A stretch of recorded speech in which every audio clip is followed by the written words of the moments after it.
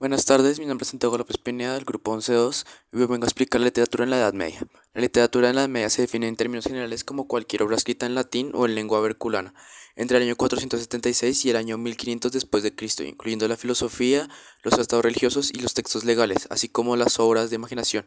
Sin embargo, el término se aplica a las obras literarias de poesía, teatro, romance, prosa épica e historias escritas en lengua verculana, aunque algunas historias estaban en latín. Aunque pueda parecer extraño que se incluyan las historias con forma de ficción, hay que recordar que en muchas historias de la Edad Media contienen elementos de mito, fábula y leyenda, y en algunos casos fueran en gran medida el producto de escritores imaginativos. Las obras literarias se componían originalmente en latín, pero los poetas comenzaron a escribir en lenguaje verculano, la lengua en común del pueblo. Ya en el siglo VII la literatura verculana se popularizó en Gran Bretaña, el reino de Wessex, gracias a Alfredo Grande, quien reinó del 879 al 899 en un intento por fomentar la alfabetización generalizada y las otras naciones siguiendo su ejemplo.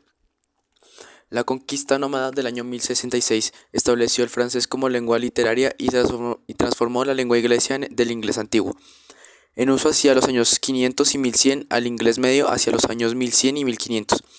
Las historias escritas durante dos épocas eran originalmente folclore medieval, cuentos transmitidos oralmente, y como la mayoría de la población era analfabeta, los libros se seguían leyendo en voz alta y en público.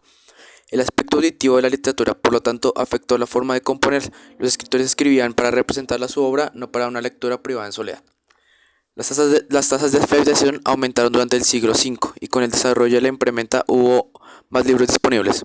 El acto de leer por cuenta propia para el placer personal se hizo más común, y esto cambió la forma de escribir los escritores.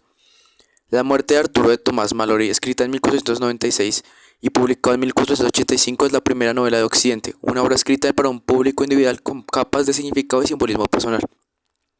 Y sin todas para el desarrollo de novelas citas se reconoce como en la actualidad.